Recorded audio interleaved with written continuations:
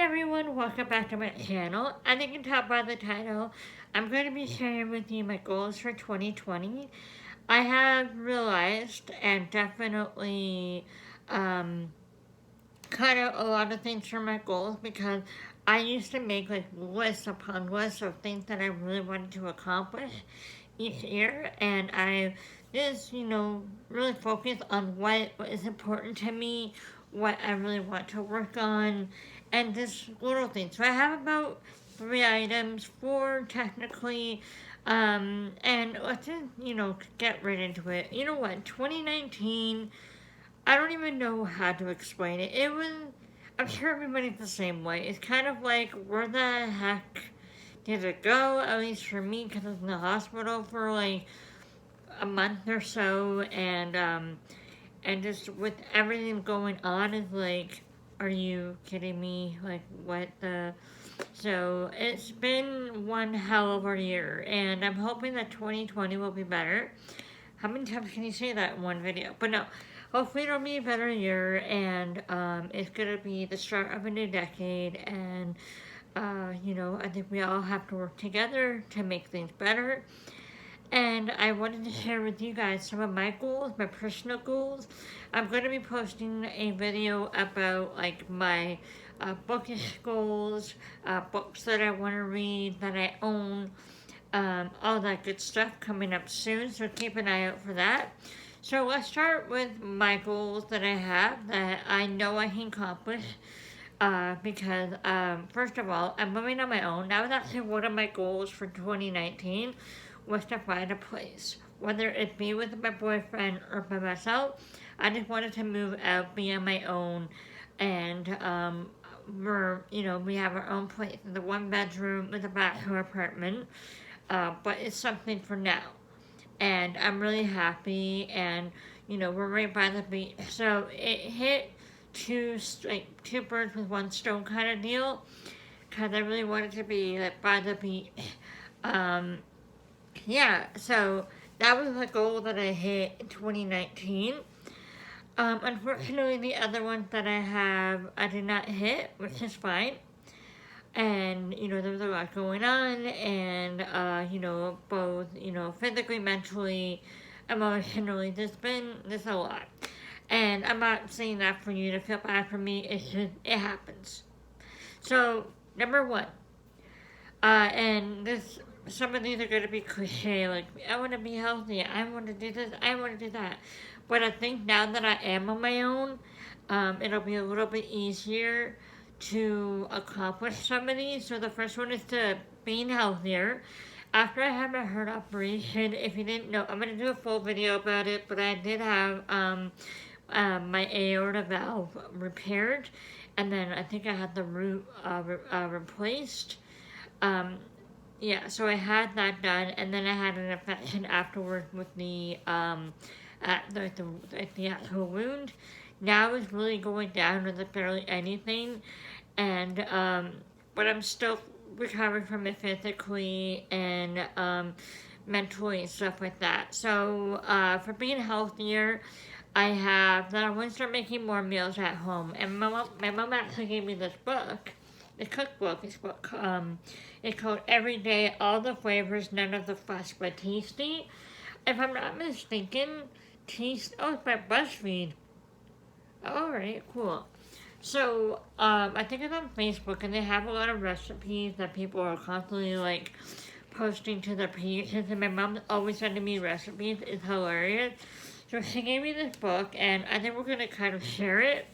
And I've already marked down some ideas here. I don't have my post-its. I can't find my post-its anywhere to mark the pages. And there's quite a few things that I do want to try. And I'm actually thinking about doing a series if I can figure out how I would film that. And, share with you making the meals from this book.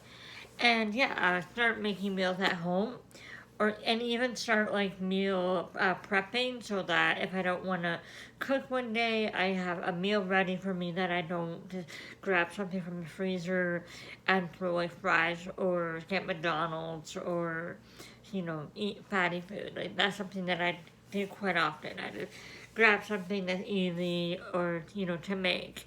Which at the end of the day, it's okay. Like, you can have a cheat day, but I just want to be more conscious about what's going into my body.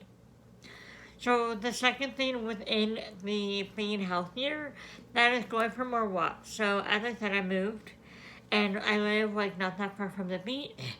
So I want to go to the beach more. Obviously not in the winter time, but once it gets nicer out, warmer out, I want to start going to the beach and go bike riding. I did get into a bike accident last summer. It was fine, but people ride their bikes like maniacs. Like, relax, calm down. You're not in a race. Just, it's by the water. I don't know why people are like riding their bikes like they're running it like riding like in a marathon or something like that. And it scared the hell out of me. So I think that's why I stopped riding my bike after that accident. I'm fine. I was fine, but it's just like the shock. And then the other guy was like, "Hey, what the hell?" And my boyfriend like, "Hey, the first timer kind of thing." I ride my bike, but it was back in Scarborough where it was like, barely anybody riding on like the streets and stuff like that. But yeah, so I want to bike ride more next year. I'm thinking that if I'm gonna, but I want to be more help, like work out more. I'm gonna start doing like meditation and yoga and stuff like that. So I'm actually gonna grab my yoga mat either from my mom's house or buy a new one. I'm not too sure because it is quite old. And I want to start actually doing some more yoga meditation because I know that for my next goal, which is to focus on my mental health. I'm that type of person, and my Ryan can tell you, Ryan's my boyfriend. I'm so I have to. I don't know what it is. I have anxiety, and then I have to like, have everything planned. I'm that person that has to have everything planned, which is obviously no problem with that. But for me, I have to know every detail. If we're gonna go out tomorrow, I have to know. Okay, so we're gonna go out this time. We're gonna get there by this time. Okay, so I have this many hours and how many minutes to get ready. So this is what's gonna happen. It's just who I am, and I get so uptight and stressed out that I don't want to be like that anymore. So to focus on my mental health, I actually want to find a therapist because one of the things that my surgeon mentioned with the surgery that I had was that one of the things that you will notice is that your mental health is not just not just physically exhausting and physically um, you know you have to recover physically and like medically, and also mentally and everything else as well. So I haven't really found a therapist yet. So I need to do that like as soon as possible. Which also means that I need to find a new family doctor because mine is too far, and I just feel like I need to find a new family doctor soon. And what else did I have? Find a therapist. Oh, and to write more in my journal. I find that if I'm writing up my feelings, I feel better.